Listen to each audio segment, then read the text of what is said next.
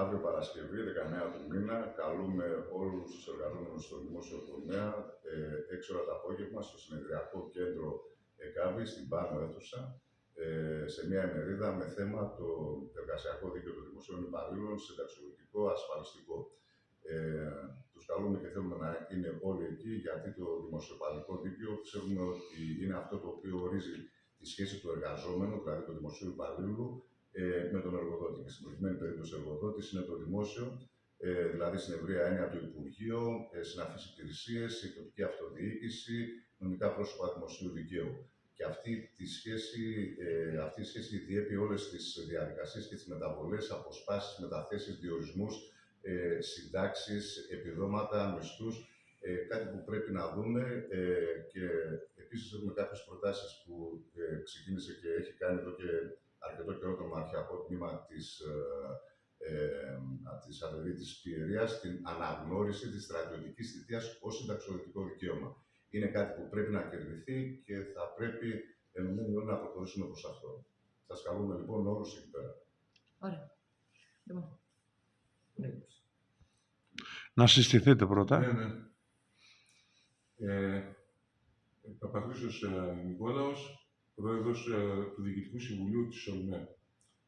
Με αφορμή την ημερίδα της ΑΔΔ για τα ζητήματα που αφορούν όλο το δημόσιο τομέα, έχει έρθει η αντιπροσωπεία του ΔΣ της ΟΛΜΕ και με την ευκαιρία αυτή θα περιοδεύσουμε και σε σχολεία του νομού Πιερίας, της Νομαρχιακής Ενότητας καλύτερα Πιερίας, έτσι ώστε να γίνουμε κοινωνοί των τοπικών προβλημάτων που απασχολούν τους συναδέλφους εκπαιδευτικούς, αλλά και από την άλλη πλευρά να κάνουμε γνωστές τις θέσεις της ΟΛΜΕ για τα προβλήματα που απασχολούν τους συναδέλφους.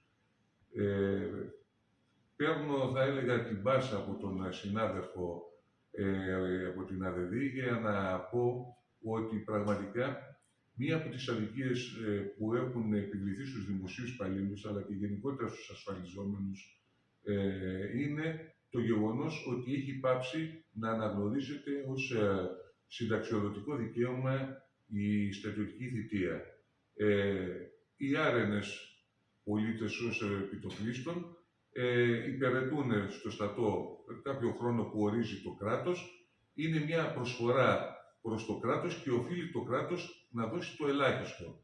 Από τη στιγμή που το κράτος δεν έχει τη δυνατότητα να έχει επαγγελματικό στρατό, έτσι ώστε να έχει επαγγελματίες οπλίτες, όπως έχουν άλλα κράτη πιο οικονομικά ισχυρά, οφείλει τουλάχιστον στους πολίτες που υπηρετούν τη θητεία τους να αναγνωρίσει το συνταξιοδοτικό δικαίωμα, να δώσει δηλαδή αυτά τα χρόνια ως συντάξιμα.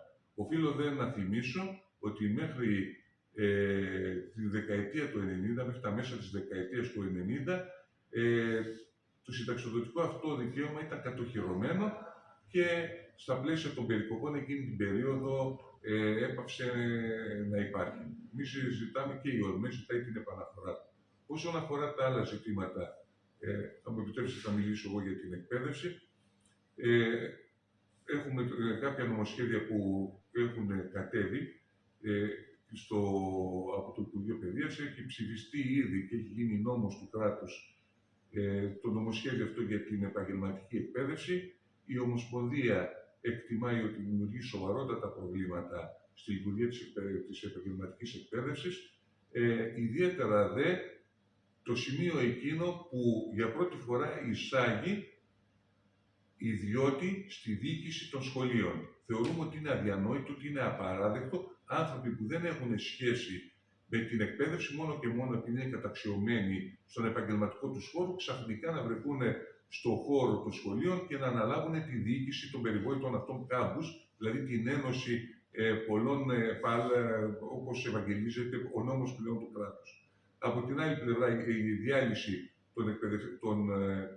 των εργαστηρίων και η δομή των σχολικών εργαστηρίων θα δημιουργήσει σοβαρότατα προβλήματα στη λειτουργία των ΕΠΑΛ. Υπάρχουν και άλλα ζητήματα στη δευτική εκπαίδευση που δημιουργούν το νομοσχέδιο αυτό. Ερχόμαστε σε ένα δεύτερο πρόβλημα που θα προκύψει στο επόμενο χρονικό διάστημα, είναι η πρόθεση της κυβέρνησης να θεσμοθετήσει την ίδρυση ιδιωτικών στην πραγματικότητα πανεπιστημίων.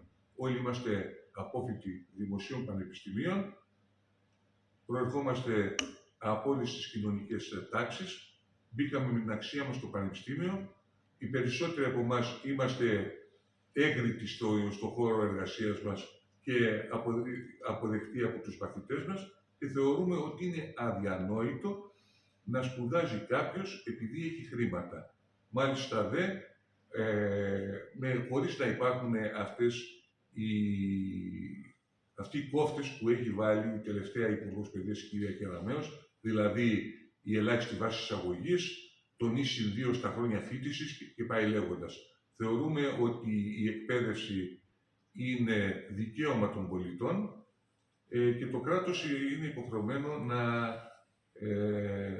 να προσφέρει την εκπαίδευση αυτή στους πολίτες του.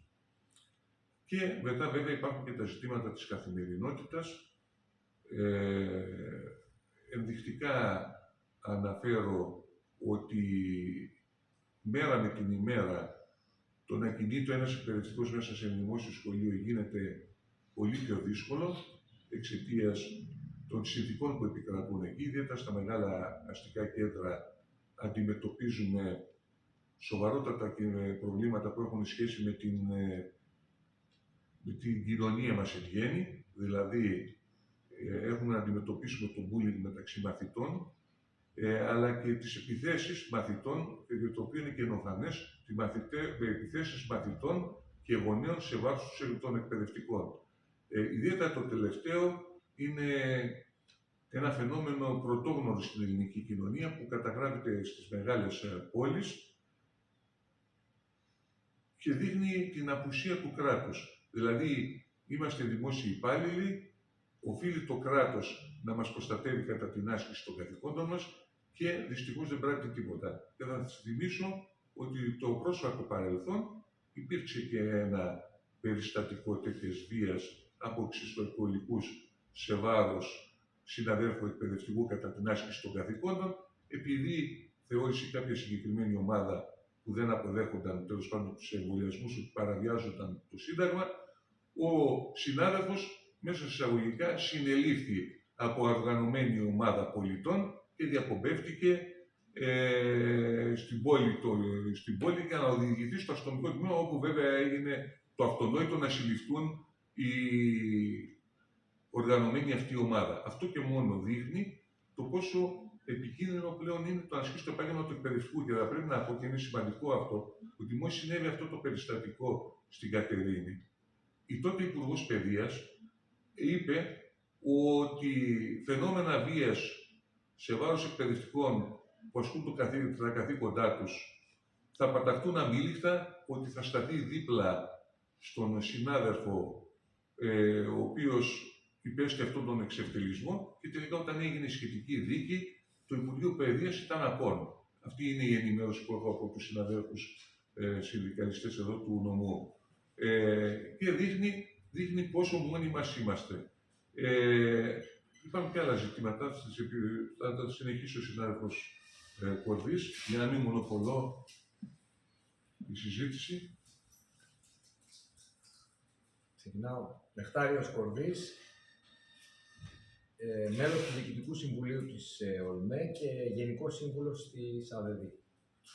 Να σταθούμε, δύο πράγματα θέλω να τονίσω, επειδή θα μιλήσουμε και για τα εργασιακά. Αυτή τη στιγμή στην Ελλάδα έχουμε 170.000 εκπαιδευτικούς πρωτοβάθμιας και δευτεροβάθμιας εκπαίδευσης. Από αυτούς οι 51.000 είναι αναπληρωτές και αναπληρώτριες. Καταλαβαίνετε πόσο πολύ αυξάνονται οι ελαστικές μορφές εργασίας στη δημόσια εκπαίδευση. Το δεύτερο που θέλω να σας πω είναι ότι για μας στη δευτεροβάθμια υπάρχει ένα πολύ μεγάλο ζήτημα που είναι η γύρανση του εκπαιδευτικού προσωπικού. Έχουμε το 5ο πιο γερασμένο εκπαιδευτικό προσωπικό στην Ευρωπαϊκή Ένωση.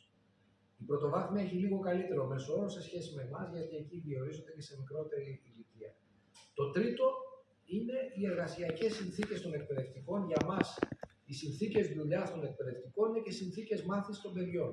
Να σας πω ότι σε όλη την Ελλάδα υπάρχουν εκπαιδευτικοί που μετακινούνται μέχρι και σε 5 σχολεία για να συμπληρώσουν το υποχρεωτικό τους ωράριο. Και μάλιστα σε μεγάλους νομούς η μετακίνηση γίνεται με δικά τους μέσα γίνεται με δικά τους έξοδα και πολλές φορές γίνεται με πάρα πολύ μεγάλο κόπο. Για μας όλα αυτά είναι σημαντικά ζητήματα και έχουμε ήδη ξεκινήσει και η ΔΟΕ και εμείς μια διαδικασία συλλογικής σύμβασης εργασίας με το Υπουργείο Παιδείας για όλα αυτά τα ζητήματα που για μας είναι εξαιρετικά σημαντικά. Το τελευταίο και κλείνω είναι ότι υπάρχει ένα πάρα πολύ μεγάλο ζήτημα σε αυτή τη στιγμή σε όλους τους Έλληνες και τις Ελληνίδες εκπαιδευτικούς και είναι το σύνδρομο επαγγελματικής εξουθένωσης, το γνωστό burnout. Το burnout αυτή τη στιγμή θερίζει τους Έλληνες και τις Ελληνίδες εκπαιδευτικούς, οι οποίοι είναι πολύ απροστάτευτοι από την πολιτεία. Ωραία. Να ρωτήσω το εξής. Αν σας ζητούσα να ιεραρχήσουμε το νούμερο ένα πρόβλημα ή το top 3, ποιο θα ήταν αυτό? Θα αφορούσε δηλαδή ασφαλιστικό συνταξιοδοτικό, θα αφορούσε συνθήκες εργασίας, θα αφορούσε Το οικονομικό είναι επικοινωνία? το ζήτημα που αφορά όλους τους εργαζόμενους. Δεύτερο είναι το συνταξιοδοτικό. Και το εργασιακό βέβαια είναι πολύ σημαντικό γιατί και οι συνθήκες εργασίας πλέον είναι ανυπόφορες. Συνταξιοδοτικό. Όταν λέτε οικονομικό, τι ακριβώς? Οικονομικό, μιλάμε για μισθούς οι οποίοι είναι μισθοί της Κίνας. Είναι μισθοί όταν κάποιος, ένας νεοδιόριστος, δεν ξεπερνάει τα 1.000 ευρώ και αυτή τη στιγμή ένα λίτρο λάδι έχει 15 ευρώ, μπορούμε να καταλάβουμε αυτή τη σχέση. Αφετέρου δε, τα 68 χρόνια μέσα σε μία τάξη, το να βγαίνεις δηλαδή στα 68-67 στη σύνταξη είναι 68. Είναι πάρα πολύ μεγάλο, γιατί η δουλειά του εκπαιδευτικού, η οποία είναι λειτουργήμα, έτσι δεν είναι δουλειά, δεν είναι απλή. Το να βρίσκεσαι μέσα σε μια τάξη με 20-25 παιδιά, τα οποία είναι από ένα διαφορετικό οικογενειακό περιβάλλον, με μια κοινωνία που μετά από τον κοροναϊό ξέρουμε πώς λειτουργεί και πώς εκφράζεται, όλα αυτά πρέπει να τα δει η πολιτεία και να τουλάχιστον ρίξει προς τα κάτω τα χρόνια που χρειάζεται κάποιος για να μπει στη σύνταξη. Να σας πω ένα παράδειγμα χαρακτηριστικό. Θα πάρω τα βόρεια προάστια της Αθήνας, είναι η Β' Διεύθυνση. Στη Β' Διεύθυνση, ο μέσος όρος ηλικίας των εκπαιδευτικών είναι πάνω από 57 έτη. Δηλαδή, και επειδή πολλοί από αυτούς δεν μπορούν να φύγουν και στη σύνταξη, είναι πάρα πολύ πιθανό ότι θα είναι η πρώτη διεύθυνση που σε 4-5 χρόνια ο μέσος όρος θα ξεπεράσει τα 60. Άρα δηλαδή σιγά σιγά από την Αθήνα ξεκινώντας και πηγαίνοντας προς την επαρχία, γιατί όλα τα δυσάρεστα έρχονται από την Αθήνα, πηγαίνουν στη Θεσσαλονίκη και μετά διαχέονται στις υπόλοιπες πόλεις, θα φτάσουμε σε ένα τραγελαφικό γεγονός, εκπαιδευτικοί να διδάσκουν όχι τα παιδιά τους πλέον, αλλά τα εγγόνια τους. Αυτή είναι η πραγματικότητα. Ήδη αυτό γίνεται. Ναι. Επίσης, Τώρα θα είμαστε σε εξαιρετικά υψηλό ποσοστό. Δηλαδή, δεν είναι ανέκδοτο να σας πω ότι ο μετατιθέμενος συνάδελφος σε αυτή την περιοχή είναι 56-57 χρονών. Στα 56-57 χρονών κατορθώνει αυτός να πάει στο σπίτι του, είναι στην περιοχή εκεί. Προηγούμενα έχει γυρίσει κάποιες περιοχές εκτός Αθηνών, στην επαρχία και μετά στις πιο εύκολες μέσα εισαγωγικά περιοχές της Αθήνας για να φτάσει σε αυτή την περιοχή που είναι υψηλή ζήτηση. Αυτό τι δείχνει? Ότι δεν έχουμε αυτό που έχουν στο εξωτερικό. Στο εξωτερικό, αν θα πάτε σε ένα γερμανικό σχολείο, θα δείτε και τον καθηγητή των 60 χρονών, αλλά θα δείτε και τον καθηγητή των 25 χρονών ή και των 30 χρονών. Τέτοιοι καθηγητές σε τέτοιες ηλικίες δεν υπάρχουν στην Ελλάδα. Ο αναπληρωτής μπορεί να είναι 40-45 χρονών και θεωρείται νέος συνάδελφος. Υπ' αυτήν την έννοια αντιλαμβάνεστε ότι και η κόπωση του εκπαιδευτικού προσωπικού είναι δεδομένη, γιατί ο νέος συνάδελφος που θα είσαι στα 45 του στην εκπαίδευση προφανώς κάπου δούλευε για να ζήσει μέχρι τα 45 του, πολύ δε περισσότερο ένας εκπαιδευτικός ηλικίας 64-65 χρονών που μετράει κάποια χρόνια για να βγει στη σύνταξη. Παλιότερα υπήρχε ένα ειδικό καθεστώς, 30 χρόνια υπηρεσίας και καταληκτικό έτος συνταξιοδότηση στα 60. Θεωρώντας ότι από 60 και πέρα δεν μπορεί να είσαι καθηγητής να μην βρίσκεσαι μέσα στην τάξη. Εξαιτίας των μνημονίων αυτό καταργήθηκε και δεν προβλέπεται η επαναφορά του.